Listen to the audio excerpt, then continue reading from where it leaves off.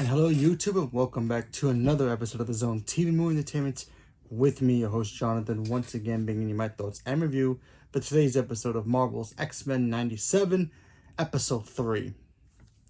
Now, if you have not caught up to the X-Men yet, what are you waiting for? Get on it, because honestly, I think this episode might be the coolest one so far. So, let's do a little recap. Last time we got to see the X-Men, they lost a member of their family. They lost Storm. She got hit by some kind of power-draining ray, took away her powers. So she felt like she was basically completely useless to the team. And then she decided to just leave to, I guess, go find her new purpose in life. While that's happening, Jean Grey gave birth to her son, Nathan Summers. And, things start to go pretty well until they get a knock on the door. And then another Jean shows up, popping up, and then it goes from there.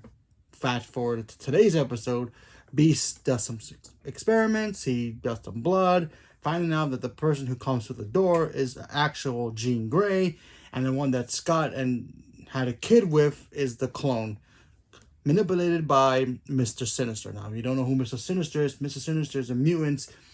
Well, he first started off as a human. He started doing experimentations on mutants and to make himself, I guess, immortal, because he was like in the 1800s. Basically, he experimented on mutants, made himself into one, and then he became pretty much obsessed with Jean Grey and Scott Summers and trying to take their powers. By the way, Scott's optic blast is the only thing that can really hurt him. So just some, knowledge there. And then we find out he was the one who cloned Jean Grey back when he first kidnapped them. I think during the wedding. Could be a little bit after that. But anyway, kidnapped Jean, cloned her. Scott hooked up with the clone to have a child, all because Mr. Sinister had a plan for their son, Nathaniel, to do something with him and, for his own amusement and scientific purposes. We also find out that if you don't know from the comics or in the original cartoons, Nathan grows up to become the future resistance soldier, Cable.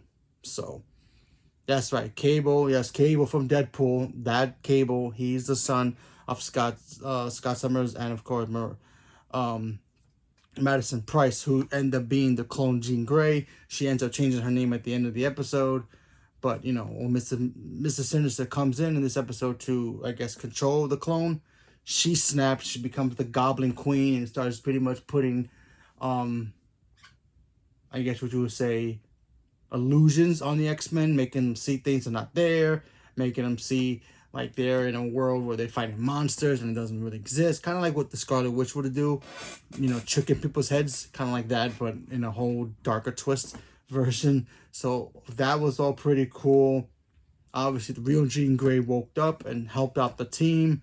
Magneto and the team with Cyclops went to go try to stop her. They eventually freed her, and then they tried to save their son, which they did. Sinister escaped. And then, of course, we find out that Cyclops' son, Cable, he has like this nanotech virus in him. And there's no cure for it. Beast can't figure out the cure. Maybe it could take years, maybe even decades. So the hard thing that Cyclops and, the clone Jean Grey had to do was send their son with Cable back to the future. Because in the future, that's how he becomes Cable. Cable. So they had to take Cable to the future by the hand of Bishop. Bishop was going back to the future anyway, so he hadn't had enough power to take one person with him.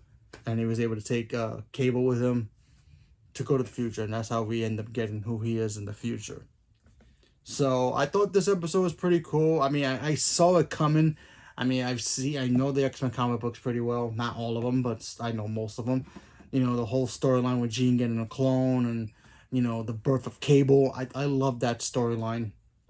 And the whole, she becomes Madison Price at the end of it and doing her own thing. And then I thought that stuff was cool. It even ended it pretty well, too, where we got to see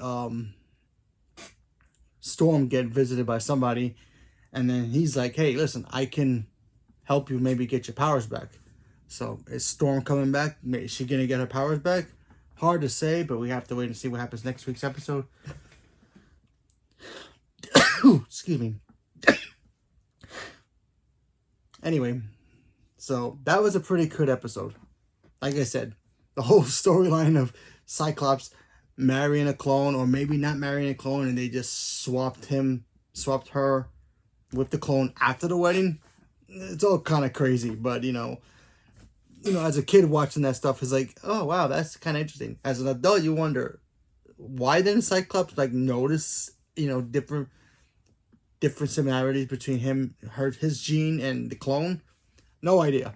Why didn't Wolverine sniff her out? Maybe there was a different scent or something. Little details like that. It's like, when you as an adult, he's like, oh, I wonder why that never happened, but I guess not. But this show continues to be great. I mean, it could go bad at the end of it. Who knows? There's only 3 episodes in, but the animation's crisp. The characters are all great. You love every moment of these characters. How each character has screen time. Morph continues to be amazing. I freaking love Morph. I think he's great. And Wolverine's Wolverine, obviously, and seeing Cyclops finally be the leader that he's supposed to be. Yeah, yes, I know. In the other X-Men cartoon, he was the leader, but he never really got to be the actual leader because Charles was always there. But now that Charles is not there no more, I still think he's gonna come back. And having Magneto there, Magneto, he's there doing his thing, leading the team, but he let Cyclops actually be the leader, because if Cyclops and Magneto can work together, the others will follow as well. So far Magneto's been helping and doing pretty well, but they're all following Scott. So if Scott thinks Magneto's cool now, then the other X-Men will do the same thing. So I really thought that was actually really great. So overall, great episode. Can't wait to see more. So, leave me a comment below. Let me know what you guys thought about this episode. Are you guys excited that the X-Men's back? Not excited? Did you guys ever watch the cartoon as a kid? What do you think about it so far? Leave me a comment below. Let me know. What do you think is going to happen next? Do you think Mr. Sinister is going to come back? You think we're going to get into Apocalypse? Leave me a comment below. Let me know. Stay tuned for more. And thank you very much. And have a good day.